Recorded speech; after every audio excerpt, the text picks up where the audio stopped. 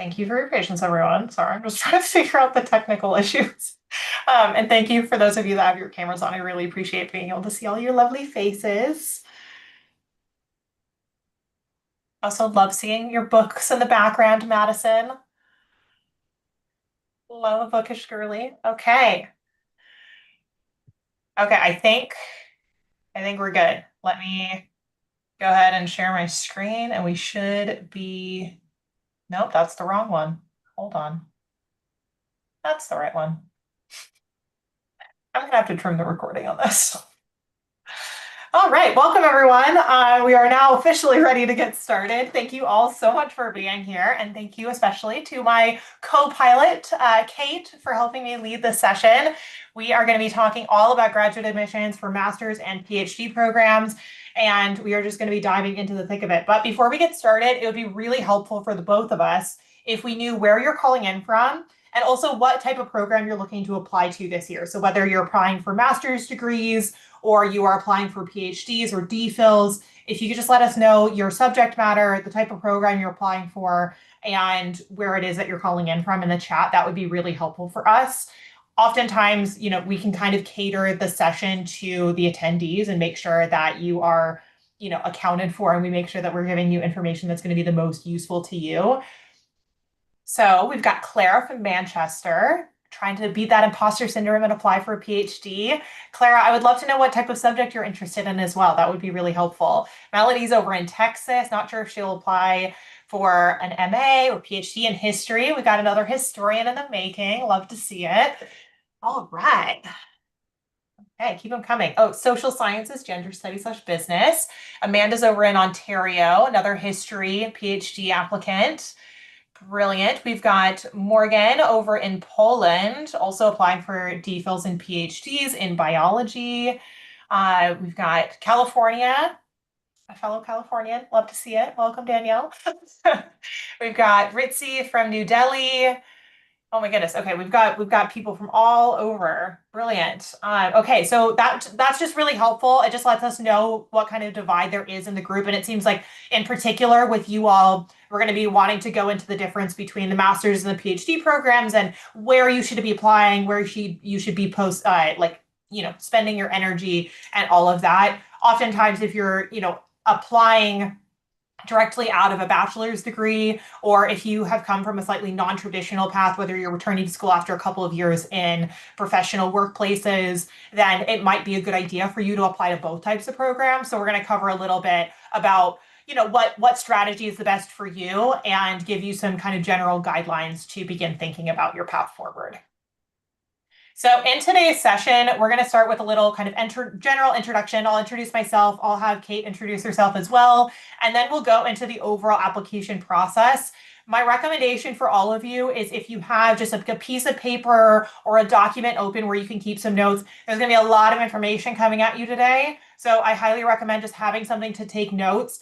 But if you don't capture right here and then, that's okay. This is live streamed on YouTube. It's going to be accessible on YouTube. We also have the recording that'll be sent to you. So if you need to be able to recap and go back into the information that we shared today, don't worry, it's not going anywhere. If you miss anything, we'll come right back to it. We have the Q&A session, but you'll also have the recording to refer back to.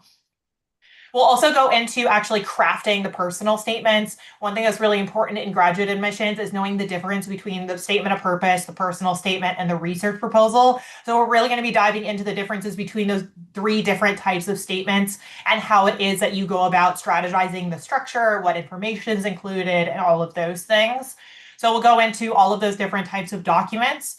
And then we'll get into Q&A. So that's just open time for you to ask some questions for me and Kate. I know that many of you are probably a little bit unsure about the landscape within admissions, especially in the United States, versus if you should be applying to Europe or the UK. So we'll get into a little bit of that as well, if that's something that's on your mind and you're interested in. We can also talk a little bit about funding in the Q&A session. However, we'll likely also host a separate session in the upcoming months on funding because it's a slightly different application process and requires some different strategy. So we're going to go ahead and just dive on into introductions, and then we'll get into the application process itself. So I'll let Kate introduce herself and then I'll pass it back and I'll give you a general introduction to me as well. All right. Hi, everyone. It is so exciting to see you all here. I am just so excited to be running this workshop with Kaelyn. My name is Kate. If you don't know, I am the co-founder of Accepted Society alongside Kaelyn, and I have had a very non-traditional academic background. I've been working in legal and compliance for the last 10 years or so, but about 4 years ago, I decided to go back to university and study literature, of all things, which it has been a passion and driver of mine for the last couple of years. And I have been working as an admissions consultant for the last 2 years now, and I am very committed to those who are looking to go back to academia even after a later stage in life. I know when I started, I felt like there wasn't that much information out there, and so I'm really hoping to help those that are kind of feeling like they're not really sure what their path is leading them to. So that's a bit of background about me. I will be starting my PhD in the end of this year, which I'm really excited about. And yes, I will pass it back on to Caitlin.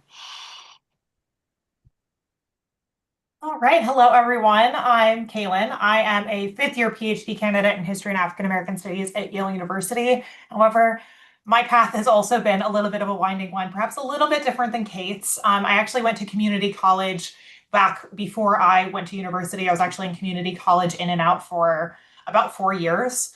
I took a lot of time to kind of figure out what it is that I wanted to do and what it is that I wanted to study. But once I finally found my passion for history, I decided that that was something I really wanted to pursue in undergrad. And while in undergrad, I actually really discovered this passion for doing the research. So I originally thought I was going to be going to law school, but as I started doing historical research, I realized that that was really where my passion lay. And that was something I wanted to continue pursuing, that there was some questions that I had and that I felt like finding the answers would be a contribution to the field of study in history and legal history, the history of the Black Atlantic. And so that's something that I wanted to continue on to. I ended up applying to the University of Oxford a bit on a whim back in, that was 2019. And at the time, I just didn't really think that I was going to get in. I didn't really think that I had a shot because I had a lower GPA. I had a rather variable GPA when I was in community college. It got better when I got to UCLA, and I had developed that research experience and developed relationships with the professors. But it really just felt like a shot in the dark to apply to a university in a foreign country in a master's program that felt rather competitive. And so I just didn't know what direction I was heading in. And ultimately, I did actually get in by applying a lot of the recommendations that I had from my mentors and talking to other graduate students. That's how I ended up crafting my application. And that's also when I started my YouTube channel to start sharing information about how to go about these processes, especially as a non-traditional student, and how to go through it with strategy in mind rather than just kind of, as I felt like I was just kind of a shot in the dark when you're applying and not really knowing how to craft the documents. And then it was with that experience and by thinking a little bit more about the strategy of graduate admissions, how admissions committees make their decisions, how it is that they determine who gets funding, who it is that they prioritize in admissions processes is often something that is kind of gate kept behind the walls of the ivory tower. And I wanted to make sure that when I was going through the process of applying to PhD programs, that I was sharing my experiences and the things that I was learning,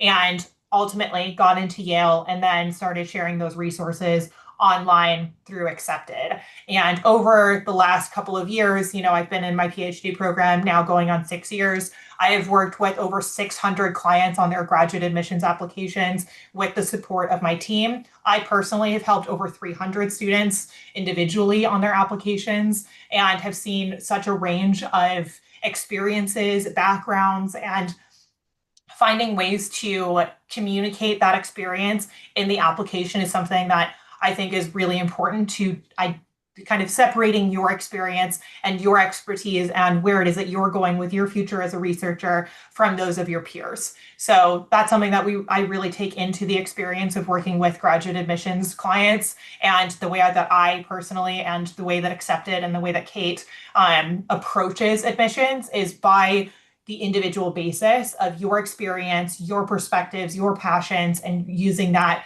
to craft a really unique application. So without further ado, let's go into the actual application process itself. So first and foremost, I'm gonna try to go slowly, but like I said, try to keep notes as we go, because there's quite a lot of information I'm about to throw at you. So first and foremost, I want to talk about the overall key components of the applications, and I'm going to break this down into US, UK, and EU. So I'll break it down as much as I can in order to help you identify where you're going to sit and the type of information that you're going to need to collect, as well as the timelines. So first and foremost, I want to talk about the US timeline for master's and PhD programs. Master's and PhD programs in the United States have a very similar application process and a very similar timeline. Most programs have what is known as a set deadline, which means that when you submit your application, it's not likely going to be reviewed until about January. Most programs in the United States have an application deadline of the beginning of December through to the beginning of February. It can range, however, that deadline is set, and applications are not reviewed until after the deadline has been completed. So you don't get any kind of like bonus or like any like push forward with your application if you submit early. It's just important that you submit by that deadline. Secondly, master's and PhD programs in the United States have very similar application requirements. Now, the thing that's slightly different is that depending on the school and depending on the department, they may have a decision of whether they want a personal statement or a statement of purpose. And so we'll go into the differences between those types of application pieces, those essays, because there is a difference between the way that we're going to approach a personal statement versus a statement of purpose. However, they will likely ask for one or the other. There are some programs, however, that will be asking for both. In addition to that, they may ask for a additional supplementary essay. Now, in the past, this was known as the diversity essay, or there was like a why this program essay. This is going to change with the new landscape that academia in the United States is just facing generally. I don't expect that there's going to be as much supplemental essay review just because of the restrictions on DEI and DEI policies within admissions processes. However, it's just important to note that there are potential supplementary essays that may be required. For example, the PhD program at Yale in history also requires a thing like a book review. So there are supplemental pieces, though they are rare. And like I said, they should be taken on a case-by-case basis. The third thing are your CVs and your resumes. Now, the CV, oftentimes it can be any length. There's usually not a set restriction. However, sometimes they will say, for example, no more than 4 pages. A resume, on the other hand, if they are stating that they specifically want a resume, it should be a page at most.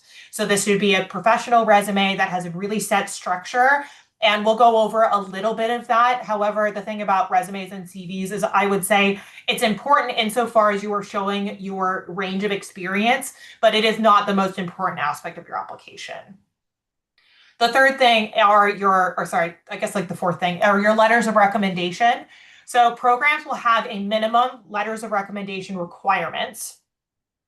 And with those requirements, you need to submit letters from ideally academic faculty. Now, if you are a non-traditional student and if you are applying from having professional experience, one of those letters can also be from a professional contact. However, if you do not have a really significant professional experience background, for example, if you have not been in the workforce for more than a year, then I recommend holding on to just having academic recommendations.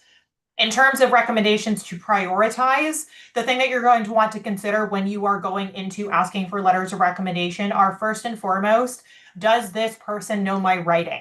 Do they know my research? Have they worked with me on independent study? So this is somebody that has likely read a significant amount of your written work and has also worked with you on a project. Now, that may vary. So, for example, if you were in a class where it was taught by a professor, but your section and your grading was handled by a TA, then my recommendation is to actually email the both of them and to ask for the TA to help the professor write the letter of recommendation. The letter of recommendation can come from your TA, but because they don't have set status within the university as a professor. So if somebody that's tenured or even an assistant professor, that professor is going to have more standing when your letter of recommendation is being reviewed. And so the recommendation, and this is something that I've done for my students, is that we will work together with the professor in order to write that letter because you know them best. However, you want the name of the professor on that letter because of the kind of prestige of their position. If that's not available to you, it's absolutely okay to go with the TA who knows you best. That's the number one and most important thing about a letter of recommendation. But the second consideration is the kind of position and the role of that professor in their field of study and at your university. Lastly, some schools are going to also require the are also going to potentially require exams. So the GRE or other types of like set exams. So for example, if you're applying to law school, you're going to need the LSAT. If you're applying for graduate programs, the GRE is the one that's recommended. If you're applying for an MBA, then the GMAT. Those are exams that we don't personally help you study for, but we can also recommend programs to help you study for those as well. And I would say the importance of those exams really varies by program. Some programs really weigh the scores of those exams quite significantly, whereas I would say in my experience, the humanities and the social sciences weigh it a bit less, unless you're somebody that's working in a quantitative field. So it just kind of varies depending on the program itself. So that's the US programs. That's a very general sketch. Now let's talk a little bit about the UK programs. Now, the thing that's important to know about the UK programs is they usually tend to open applications starting in September. So September 1st is when the doors start to open for the application review, and they usually tend to close in early January. This can vary depending on the program itself, but it's important to know that with UK programs, it is reviewed on a rolling basis. So the second your application is submitted officially, it then goes into the department for review.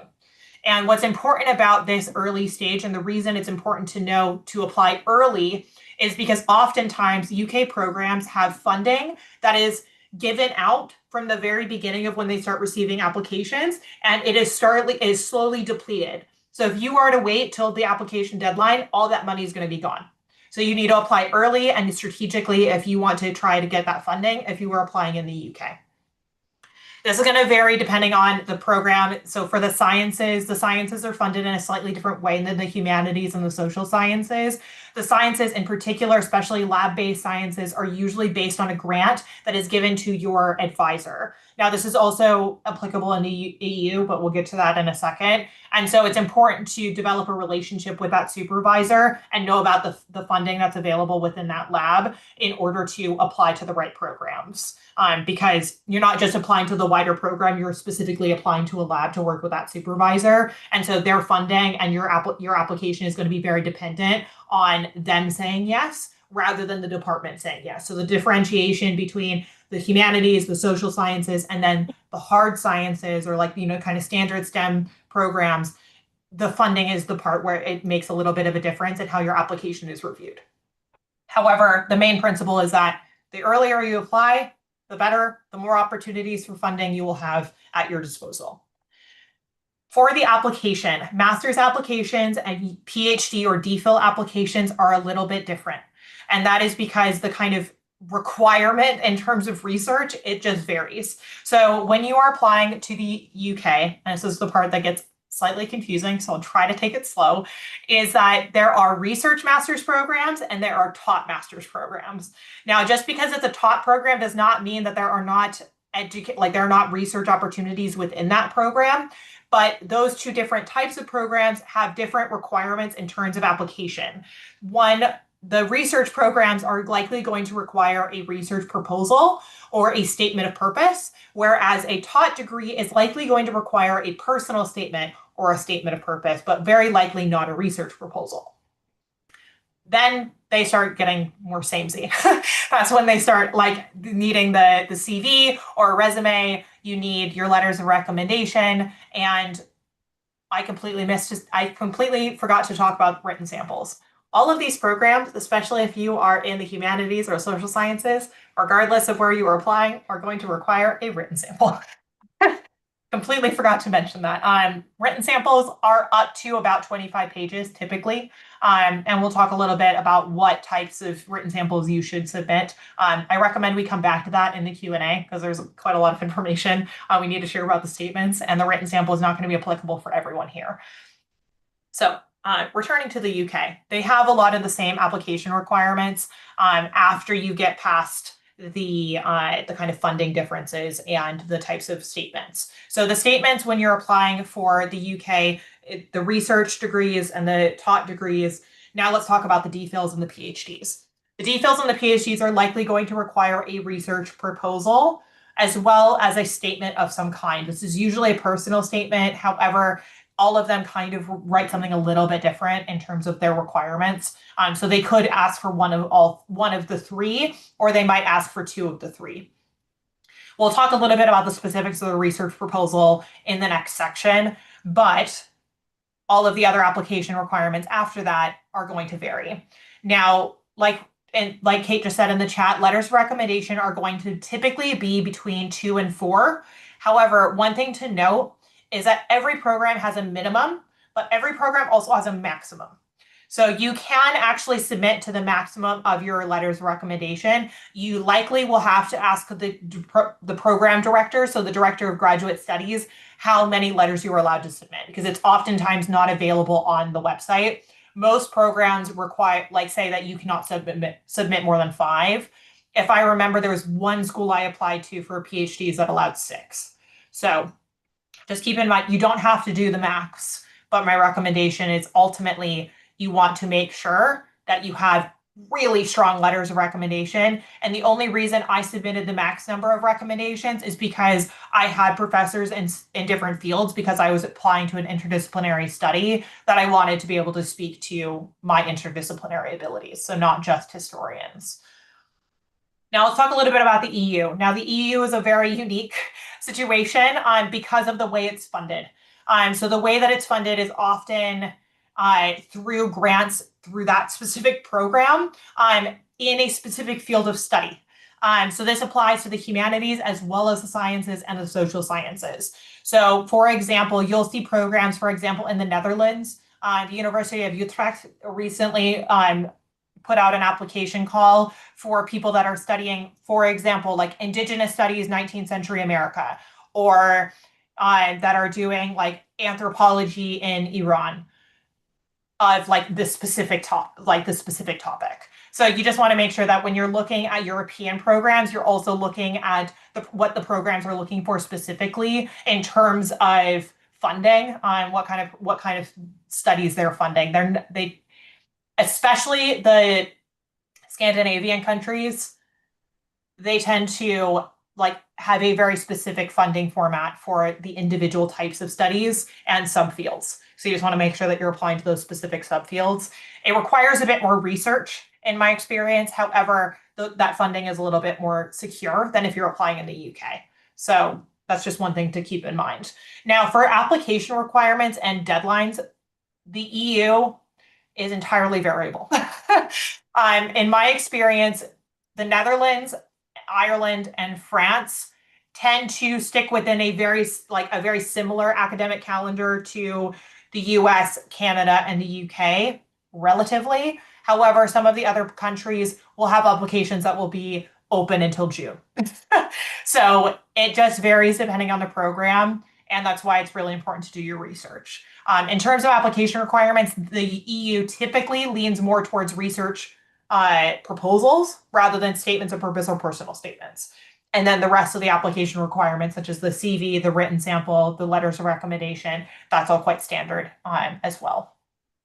So that was a lot of information thrown at you. Like I said, ultimately, it really comes down to doing the research and making sure that you make a little bit of a chart for yourself on when the application deadlines are. But to keep in mind that, especially with the UK, apply early so that way you can get access to that funding. Now, I'm going to go ahead and hand it off to Kate because we're going to start walking through the actual statements and begin with the personal statement in particular. Thank you, Kaelyn. Really appreciate that. Really, really comprehensive overview. I just want to tack on to that before we jump down the personal statement route. The idea behind having all of these applications and all of the documents that are required for these applications, again, a lot of the information that we can provide is that it is really dependent on the program that you're looking at and what you're actually particularly interested in or the funding opportunity that is available. But as Kaelyn mentioned, it requires a lot of research to be able to identify those programs and identify exactly what you need to provide to the program that you're looking to apply to. And one thing I'll just flag up here is that it doesn't, the sort of high ranking programs or the high ranking universities aren't always the best program for your research.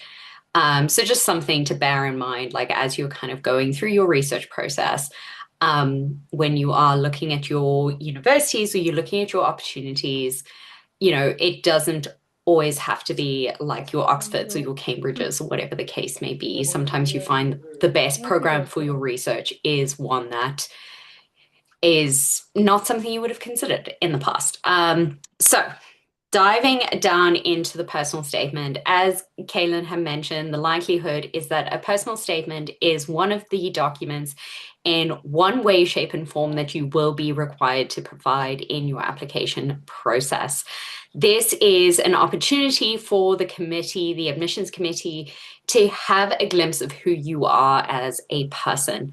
They don't know you from their neighbor down the road. So this is really the opportunity for you to showcase who you are. Having said that, it's really, really important to be specific on this personal statement for your own narrative, displaying your own story, being really, really particular about who you are and why you have come to this program. If you can imagine it from the perspective of an admissions consultant who is reading numerous applications, numerous personal statements, numerous statements of purposes, it's really, really important that you are giving the best opportunity for you to stand out. And the way to do that is to present your story in the most unique and eye-catching way possible. So just keep that in mind as we're kind of going through the structure here. So as I said, the personal statement structure will start off with that personal anecdote. This is what's going to be the most eye-catching thing for your admissions committee. This is the first thing they're going to see. This is the first thing they're going to read about you. So the impact of that personal anecdote is so important and should not be underrated at all. We'll talk a bit more about that in detail, but I just want to go through the structure initially. You're then going to bring in sort of your scholarly interest, your connection to the course, what has kind of driven you to this space. This is where you can really dive into your passion about your research interest. But again, we want to be really, really specific. We don't just want to say like, oh, I'm passionate about literature. They'll read that 50 times over and it's not going to make that impact that they need. You're then going to go into your background in a bit more detail. Again, this is your idea of you want to share your journey, you want to share your narrative. This is the only time they are going to get a glimpse of you. And so you want to make sure that you are giving as much information as possible to inform them about who you are as a person, inform them about who you are as a scholar, and why you feel like you fit into this space. Finally, again, we're going to talk about why you applied to this program. Again, it's going to be needing to be very, very specific.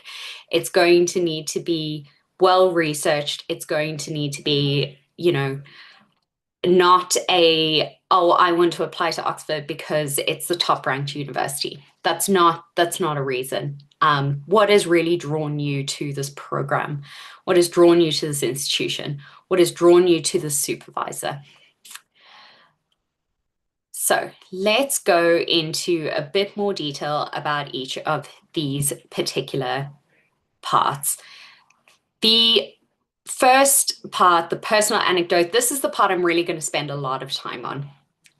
Because as I say, it cannot be underrated. It is the first thing that anyone is going to read about you in your application process.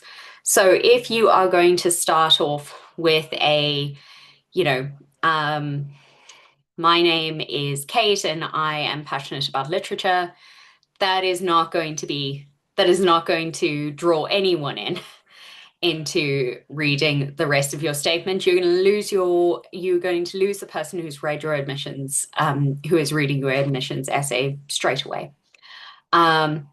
What you really want out of this is to create personal connection. You're going to indicate a pivotal, important moment in your life that brings your reader into your narrative, that brings your reader into your story straight away. It needs to be something that is insanely personal. It has to be that moment of realization that you are sharing with the submissions committee.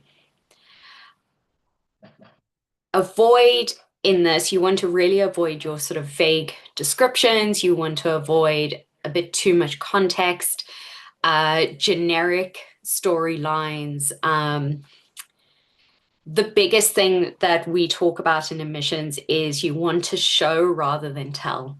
You don't want to say, I am passionate about literature. You want to show you're passionate about literature. You want to say how you saw a first edition and you cried for the impact of something like that. That sort of emotional connection that you feel with the work that you're doing, with the research that you're doing, that is the driver. That is why, and I'm talking about this in relation to like our fellows program that we're doing at Accepted.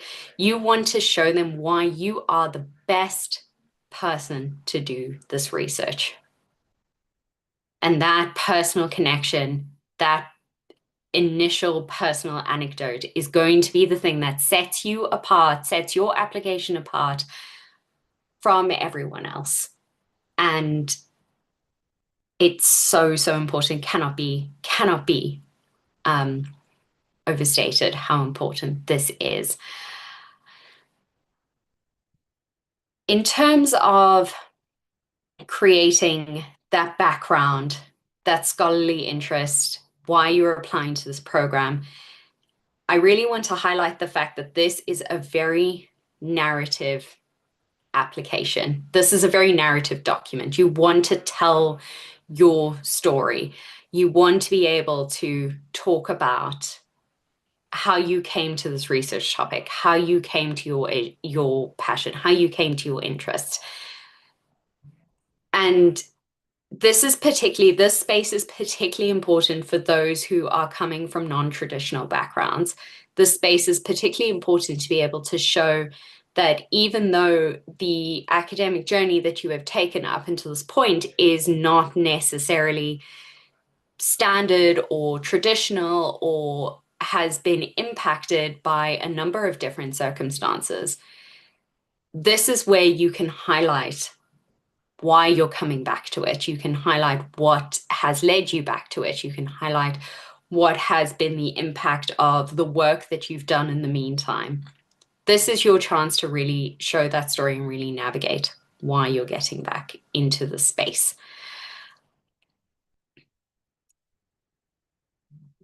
Your why to this program, I kind of touched on this previously, but your why to this program is not just, I want to go to the top ranked university. Your why to this program again, is going to lead off the back that you have done your research, and you have done your research not only on the program that you're applying to, but the university that you're applying to and the potential people that you will be working with. You don't want to go into a personal statement and say that I'm applying to this program again because I'm applying to the top university. I want to go to the top university. You want to go in there saying that I feel that this program is really going to enhance my skills, or I feel this program is really going to guide me in a way that I haven't been guided before, or challenge me in a way that I haven't been challenged before, or provides me with the skills through the coursework A, B, C, and D, where I've previously not had that information. Um, and I really want to work with Supervisor X because I've read their research and I'm really, really interested in it. And there has been connections between our research. Or I'm very interested in being supervised or guided by Y because their skills will really complement mine and I could learn a lot from that person. It it doesn't actually come down to just being like, it doesn't actually come down to saying I want to apply to a particular program because it seems like it's going to be fun. That is just, you need to be more specific. Um, you need to be very, very specific as you're going through this process. Kaelyn, can you jump to the next slide for me, please? Um, so I just want to go into a couple of very, very important takeaways because, again, we've thrown a lot of information at you. These are the really key things that you want to take away on your personal statement. Again, that personal anecdote is so, so important. Focus on that pivotal moment. Focus on that particular time that really shifted your perspective. And if you're not sure what this is, maybe take some, time to reflect on yourself, reflect on your why, reflect on why you want to do this program, reflect on why you want to go back into studying, reflect on all that information, and see if you can come up with what that pivotal moment is in your inner reflections. I think it's really, really important to also note that if you are going down the line of studying, you need to know what your why is. I think it's important, again, to highlight that impact on your field, on your study. It's as you're going into this academic journey, you are placing yourself within the discourse. And this is very, very important as we're kind of talking a lot more about the statement of purpose and the research statement. But you will be participating in an academic community. You will be a part of a discourse. And it is essential for you to understand, again, why you want to be a part of that discourse. What are you bringing to the table that is new and important? I'm so sorry, excuse me. And again, the show and don't tell. We are probably going to say this 1,001 times throughout this admissions program, and it's really, really important to show your drive, to show your passion, to show your dedication, rather than telling about it. And this becomes really, really important as a non-traditional student when you are talking about your experience. You don't want to necessarily say that I have been working in, I use an example that I use all the time. If you've been working in a restaurant, you don't want to say, I've been working in a restaurant and therefore I have great time management skills. That's not that's not going to help. What you want to be able to say is that during my experiences working in a restaurant, I have been able to navigate shifting time constraints and have been adaptable in providing my output still with efficient and effective impact. or I have managed to deal with conflicting circumstances. So I am able to look at things in a critical and objective manner. All these kind of things relate and show your experience in a lot more depth than if you just said, I can, you know, I can manage a timetable, or I can, um, uh, I have great time management skills. And one thing I'll just flag up before I pass on to Kaelyn, before we talk about the research statement, is that every single piece of experience that you have collected is important and can be showcased and can set you apart. This is your personal statement, should not be able to be written by anyone else other than you. This is your story. This is your narrative. This is your experience. This is your center. It's not anyone else's. And that's why it's really, really important to avoid those sort of generic stories. Aim for your narrative, your story, your approach, your passion, because that is going to come through to an admissions committee. I will pass it on to Kaelyn for our research proposal section. All right, thank you, Kate. By the way, I've seen a lot of questions in the chat. My recommendation is hold on to them for the Q&A so we can go into them in more depth. There's a lot of nuances in graduate admissions, and so it's helpful if we can actually answer those questions verbally rather than just in text, so that way we can give you all of the really good meaty nuggets of information. Okay, perfect. Let's go into the research proposal. Now, the standard structure is going to vary depending on your field of study. So my recommendation is this is the general structure. However, please go ahead and make sure that you're checking the requirements on that program of what needs to be included in that research proposal, as well as what is standard in your field of study. So first and foremost, you have a general research statement. So think of this like an abstract.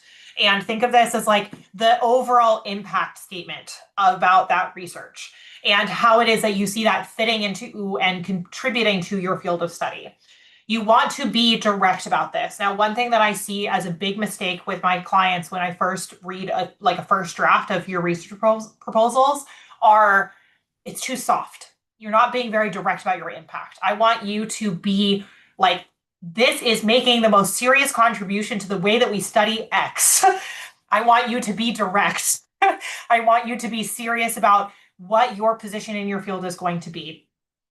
I know that, many of us have that like inner feeling of imposter syndrome of like, oh, like, I don't know if I should be the one to do this research, or, what if somebody thinks that I'm not good enough or I'm not capable enough in order to do this. Do not pre-disqualify yourself by being timid in your statements. Be direct, be strong, be confident. Fake it till you make it.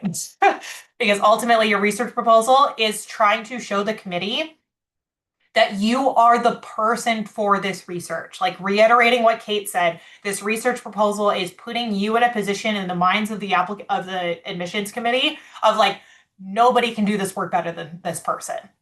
Like, I know that they're the person for the job because they have written a really strong statement, because they know their position in the field. They know what they're contributing to this field of study, and they know what impact this is going to have in the future on how we teach this subject. The second is the literature review. Now, one thing to know about the research proposals is that the length is going to vary. I have had research proposals for applications that were 20 pages. I've had some that were only 5 pages. It's going to vary depending on your program. That's why it's important to read the fine print, especially early in the application process. And that's part of the reason Kate and I wanted to do this session in July. So that way you can start kind of getting the ball rolling in August. So that way you're well ahead of the curve and you have those initial drafts by like September, when you need to start thinking about applications in the UK or in the EU, et cetera. The literature review needs to highlight, in my opinion, at the very minimum, the 3 major themes and the 3 major discussions within the field. So it's not just who are you directly in conversation with, who has written, for example, like I write about matrilineal descent slave law. Now, the number of people that have written about matrilineal descent slave law are like basically one person. Well, at least it was like one person when I started my PhD. I think it's probably like 3 now. that is what I would say is like your direct contributor. So there's first and foremost your direct contributor. So somebody who is directly speaking about your subject who is using very similar source material. You want to be able to identify them and how it is that you are contributing to, building upon, or perhaps even different than what they've done. The second is tangential. So there's two different types of tangential studies that you need to keep in mind for literature reviews. First are the people that have a very similar argument but use very different evidence. So that's kind of like the second category. And then the third category, which is the other tangential perspective, is same evidence, entirely different conclusion, entirely different study. So what's important is like having those kind of three, at the very minimum, those three lines of inquiry in your literature review in order to articulate where you fit. Like where is the gap? Where are you contributing? Where are you moving the field forward? And perhaps where are you disagreeing with what's been done before? Because you're using a different set of evidence, because you're asking a different set of questions, how is it that you are actually moving this field forward in a way that nobody else is? That is where you really start to build out who you are as a researcher. The third is methods. Now, methodology and theory is very dependent on your field of study. So, for example, like this for historians, I would say this largely depends on your evidence base. So the methodology is really going to focus on like what archives are you looking at? Who are you interviewing? What method of interviewing are you going about? Thinking a little bit more about your evidence based. Whereas if you, for example, are going into gender studies, you're going to be thinking about the like, the two major theories that you're engaging with in your study or where you think that you might take it. Now, one thing I want to note here is that your research proposal is experimental. I want you to be playful. Like I want you to really think about, where can the study go? Like if I were to apply this theory, it might be able to unveil this. However, I'm also very interested in potentially looking at this. So you want to be very clear, but I also want you to be flexible. And so you're going to want to use language within the methodology and within this, like within the study structure that articulates to that committee that you are flexible in your mindset, that you're not going into the study having known everything about the subject already. Because if you already knew everything about the subject, why are you going to go get a PhD? Or why are you going to go get a master's in it? We want to make sure that there's a little bit of mobility in the way that you're thinking. So that way the committee sees it and says, okay, they know what they want to do. Here is how we can help inform that study. Here is where we play a role in that study with this student. So then you have the study structure and the timeline. So some programs are going to ask for things like, an exact timeline of when you're going to get certain things done. So one thing to keep in mind, especially if you're applying to the UK, is that that timeline can be very set. So for example, like Oxbridge in particular, and this also applies to LSE in my knowledge, they have a very set, like you have 3 or 4 years, but it is very dependent on your program. And that is a pretty set 3 or 4 years. They want you in and out in that time. And there are certain things that you need to be able to do. Like, for example, do your transfer of status by like month 10. So those are things that you're going to want to be able to look at on the website. And if you're unsure, then I recommend reaching out to the DGS just to know what the general timelines are if you're needing to submit a research proposal. Now, the actual timeline can be relatively loose, but the thing that you don't want to be loose are your times of evidence collection. So one thing that they want to know, especially funding committees, is when are you going to do X? How much money are you essentially going to need? And when will you be done? So for example, if you are a historian and you need to go to archives, they want to know, at like 9 months into my program, I'm going to go to this particular archive. I'm going to spend 2 weeks or 3 weeks or 2 months there.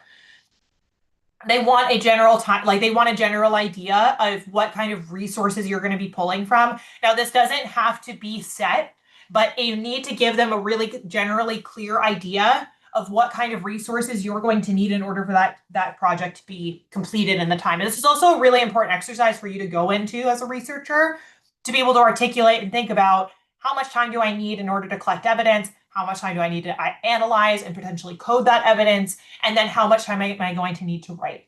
Now, you've never done this before. You know what? I'm in the process of writing a dissertation. I'm doing this for the first time. I still don't even know what I'm doing. You're going to have a very loose idea. of what your timeline is, and that's okay. The most important thing is that the general timeline is loose, but your idea of when you're collecting evidence is fixed. That you have at least an idea of where you're going to be collecting that evidence and how it is that you're going to go about it. And lastly, it's a very similar thing that you're going to see in the statement of purpose, the personal statement, and the research proposal. Why is it this program has the resources and the support that is going to help you convey this study, that you're going to be able to complete this study? And that is the supervisors, that's the people you're going to work with, but it's also things like language training. So is there like funding within the program for a language course? Is there training in things like paleography or coding? Or like, are you going to be able to access a particular lab that has the data that you're looking for? Does this particular program have a relationship with, XYZ library in a foreign country that you're going to be able to access data from? So I want you to think about like those kind of minute details about how your project is going to come into fruition. And like I said, do not be shy about stating the impact of your research. You need to be confident, at least speaking confidence, that you know where it is that you're going. And now we're going to quickly go through statements of purpose because I just realized that we are like 10 minutes until this thing needs to be done. Okay, so statements of purpose. It's very similar in terms of, it's kind of like a mashing of the research proposal and the personal statement.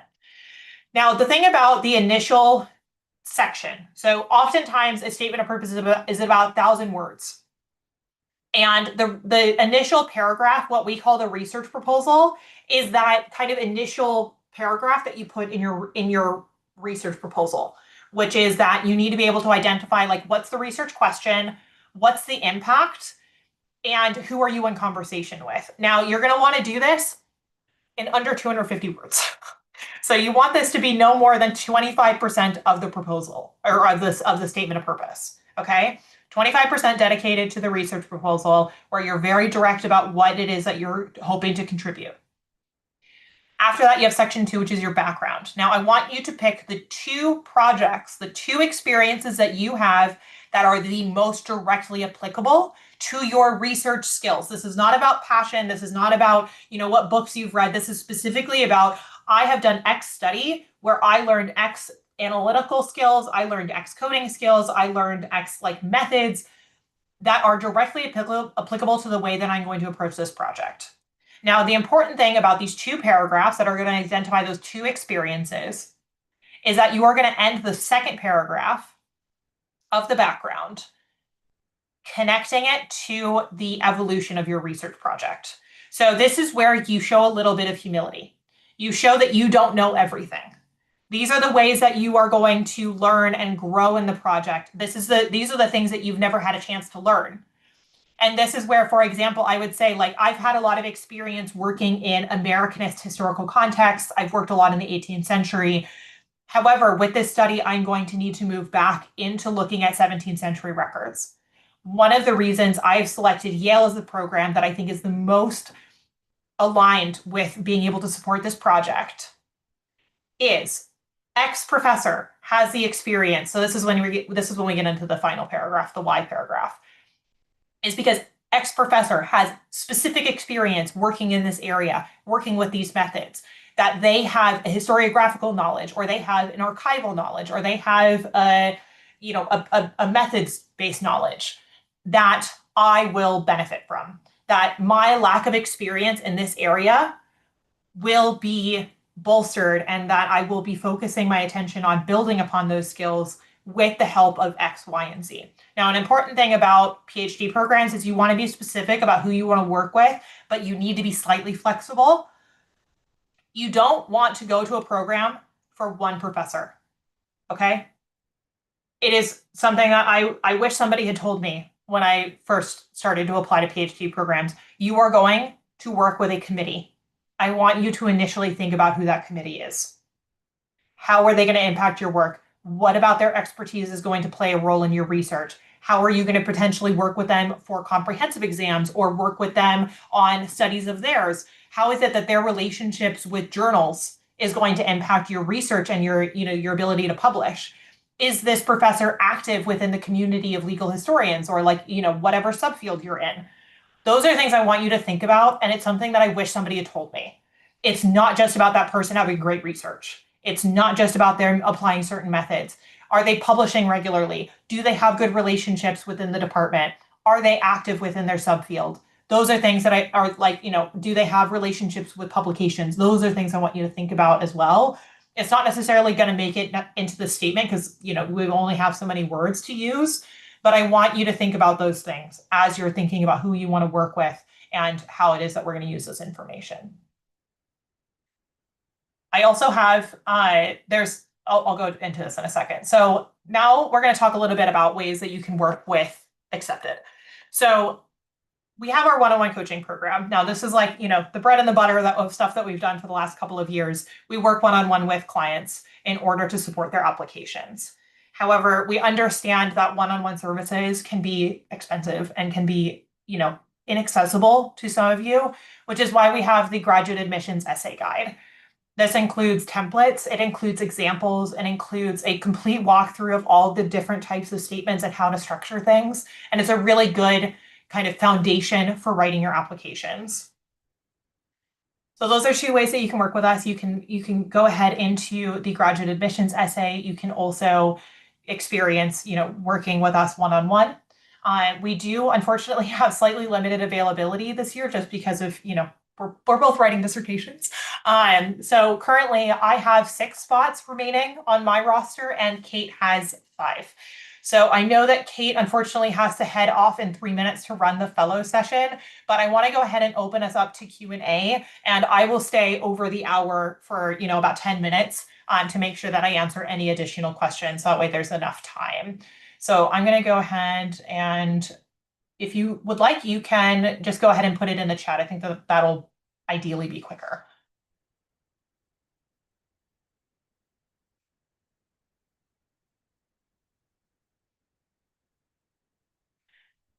Okay, should PhD research proposals be tweaked according to the program? Yes, to an extent. Now, the thing with your research is that your overall idea is probably going to be relatively similar. However, the way that you might approach it may differ depending on the program. For example, when I was applying to Stanford, I had thought about this project perhaps like moving into the 18th century and focusing a little bit more on the language of parte sequitur ventrem in legal, like freedom suits.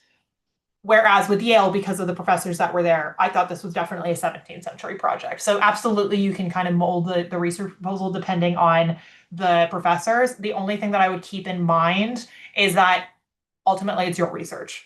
Like if the program is not going to be a good fit for your research, you shouldn't be applying to it. So that's the only kind of like slight caveat. How many programs should one apply to? I'll hand this one off to Kate. Trying to come off mute. How many programs should you apply to? It really depends. It depends. Again, I think this is really going to come down to you doing a significant amount of research into which program, which supervisors, which group of people you want to work with, which institution you want to work with. That is really going to be the driver. You really want to look as you almost want to spend the most significant number of hours prepping yourself for deciding which universities, which programs, which supervisors that you want to work on. That's actually where the bulk of the work comes in to admissions, not necessarily in putting the documents together or that side of it. And I think a lot of people don't realize that that is actually the case. There are certain institutions, I know there was a question earlier, there's certain institutions, for example, for English literature, where the School of English will be really strong in modernist studies rather than early modern studies, or there'll be schools that are really strong in Victorian literature. And it really depends on the institution, the faculty that are there at the time, and how they involve themselves in the academic discourse. Are they publishing? Are they involved at conferences? Are they presenting? All that kind of thing. These are all things to actually think about and consider before even getting to the application process. So you might come down to the fact that you only want to apply to two programs, which is what I did for my PhD, as I realized there were actually only two programs I wanted to apply for. Or you might want to apply to 10 programs because 10 programs all align with your research. Um, so yeah, it really depends. All right. How do you pick a supervisor or committee when your work is almost impossible to match because of how small your field is?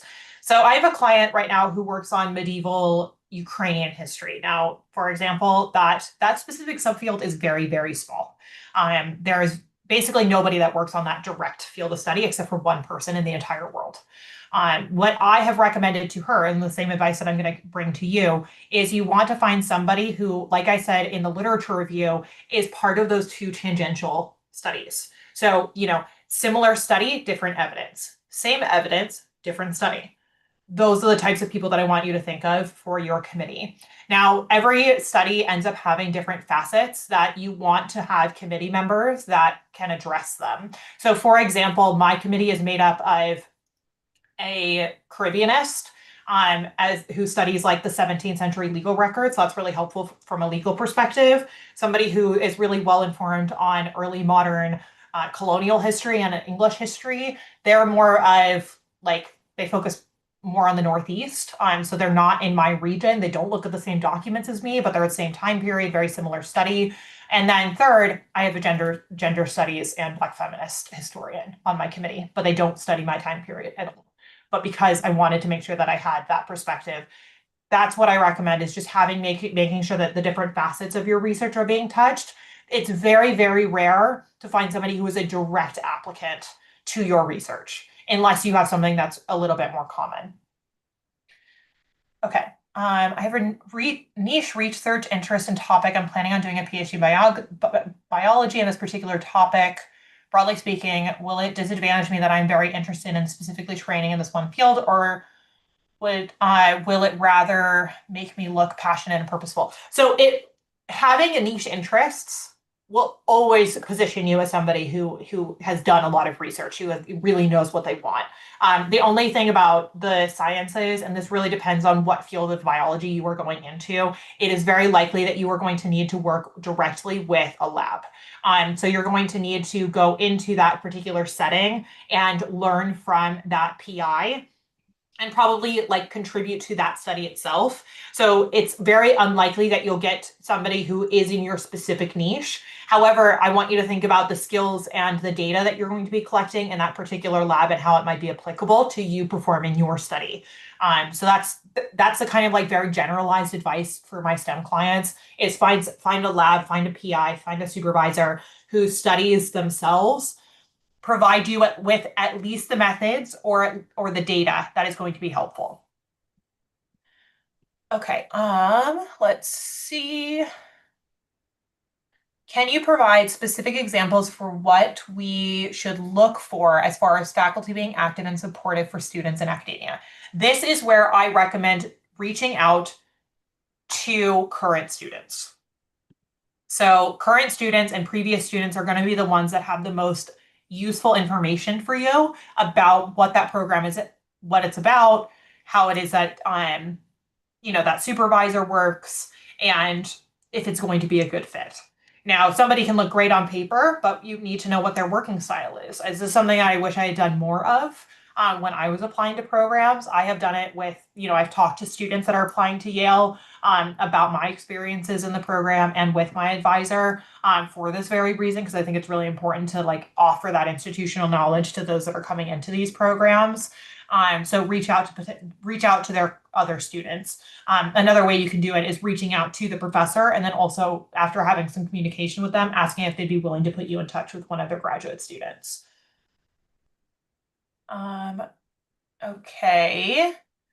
Is it better to cater to focus on the programs and professors you are working with, especially with regards to funding apps for UK? So funding applications, I feel like I need to do a slightly different session for that because funding applications, you do need to make it a little less like department specific, because what you're doing is like talking a little bit more about the contribution to your field and the type of evidence that you're going to need, and therefore what kind of money you're going to require. So I would focus less on the professors and more so on the resources. If you don't have any published work from undergrad, do you recommend applying for a master's over a PhD program? Depends on your field of study. In my opinion, it's good to apply to both. Open up your opportunities. However, if you don't have, you don't necessarily need published work, but you need work that you've done with a supervisor. So, like an undergraduate thesis or a project that you have seen through to fruition, whether you were a research assistant or it was your project yourself.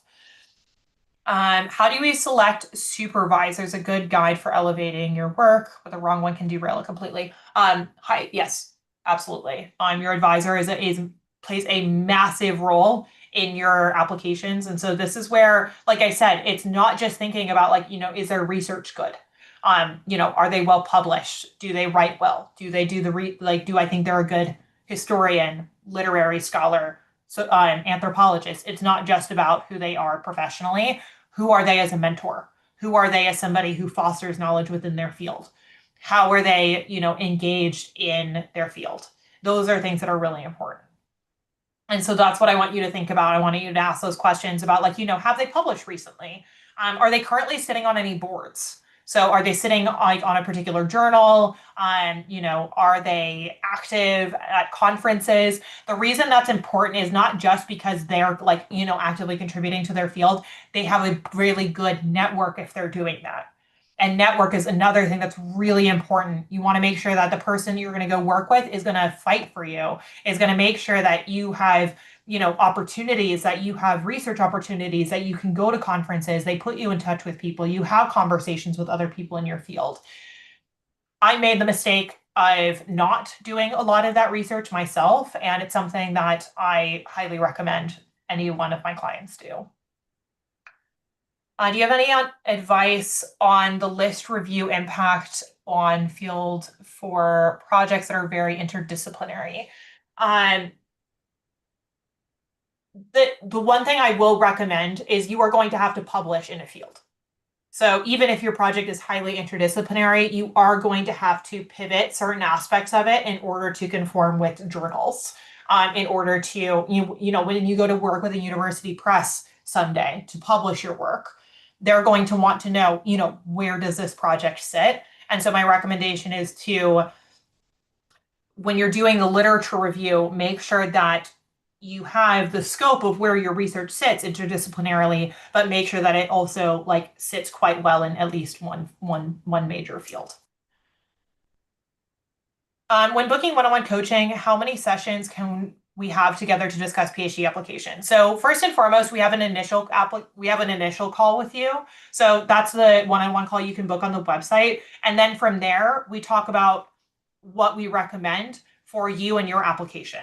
So that depends on like the actual documents you need read, your timeline, and also how many meetings we think that you're going to need. So for example, we don't have set packages. The reason is that when I used to do set packages, there was always inevitably a series of clients that needed something more specific.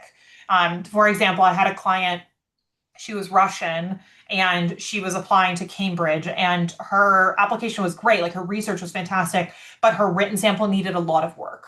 It just, because like English was her second language, she just needed a little bit more coaching and a little bit more support in order to really develop the written sample. So for her, we had multiple sessions over like 3 months to get her written samples lined up. So that's why we have an initial call, and then we design a package specifically for you. Typically, it's 2 sessions, so 2 review sessions after the initial call. The initial call is all about meeting with me or with Kate and actually coming up with a plan and a timeline and a recommendation for how we think that we should move forward. And then from there, we typically have you do the first round of application drafts. Then we have a meeting. We go over the recommendation with edits and where we want things reviewed and revised. We also then, in that session, typically start coaching you on reaching out to potential advisors. We review the email that you're going to send. We talk to you and coach you through like having an initial informational interview with them, questions to ask, that kind of thing. And then the third and final session is where we do that final round of review. Now, like I said, every applicant is a little bit different. If you're applying to multiple different types of programs, we may meet more times than that.